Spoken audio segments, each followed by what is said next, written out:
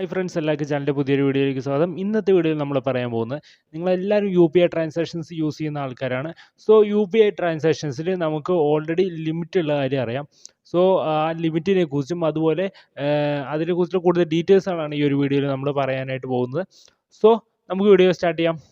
UPI transactions എല്ലാവരും use ചെയ്യുന്നവരാണ്. So അതിൻ്റെ ലിമിറ്റ് അറിയാതെ നമുക്ക് യൂസ് ചെയ്തിട്ട് ഒരു കാര്യമില്ല. ചില അത്യാവശ്യ ഘട്ടങ്ങളിൽ ലിമിറ്റ് റീച്ച് ചെയ്ത് റീചാർജ് ചെയ്യാനോ അല്ലെങ്കിൽ അതുപോലുള്ള സേവനങ്ങൾക്കോ നമുക്ക് UPI ട്രാൻസാക്ഷൻ ചെയ്യാൻ പറ്റാത്ത അവസ്ഥ വരും. സോ അത് അവോയ്ഡ് ചെയ്യാൻ ഈ ഒരു വീഡിയോ വാച്ച് ചെയ്യുന്നത് മസ്റ്റാണ്. UPI ട്രാൻസാക്ഷൻ നിങ്ങൾ പുതിയൊരു യൂസറാണെങ്കിൽ നിങ്ങൾക്ക് 5000 രൂപയാണ് നിങ്ങളുടെ ലിമിറ്റായിട്ട് വരുന്നത്. ഒരു ദിവസം നിങ്ങൾക്ക് 5000 രൂപ മാത്രമേ ട്രാൻസ്ഫർ ചെയ്യാനായിട്ട് സാധിക്കുകയുള്ളൂ. നിങ്ങൾ പുതിയൊരു യൂസർ അല്ലെങ്കിൽ നിങ്ങളുടെ ലിമിറ്റ് എന്ന് പറയുന്നത് 1 ലക്ഷം രൂപയായിരിക്കും. ഇനി ചില അർജൻറ്റ് യൂസുകൾ, അതായത് മെഡിക്കൽ യൂസ്, എഡ്യൂക്കേഷൻ യൂസ്, ഇതിനൊക്കെ നിങ്ങൾക്ക് 5 ലക്ഷം രൂപയായിരിക്കും നിങ്ങളുടെ ലിമിറ്റായിട്ട് വരുന്നത്. ഇത് ഓട്ടോമാറ്റിക്കായിട്ട് ഡിഡക്റ്റ് ചെയ്യും. ഇതുപോലത്തുള്ള വെരിഫൈഡ് ആയുള്ള മെർച്ചൻസിനെ ഓട്ടോമാറ്റിക് ഡിഡക്റ്റ് ചെയ്യുകയും നിങ്ങളുടെ ലിമിറ്റ് ഇൻക്രീസ് ചെയ്യുകയും ചെയ്യും. 1 ലക്ഷം രൂപ അല്ലെങ്കിൽ 5 ലക്ഷം രൂപ നിങ്ങൾക്ക് ലിമിറ്റ് ഉണ്ട് എന്ന് പറഞ്ഞിട്ട് നിങ്ങൾക്ക് ഇഷ്ടം പോലെ ട്രാൻസ്ഫർ ചെയ്യാനായിട്ട് സാധിക്കില്ല.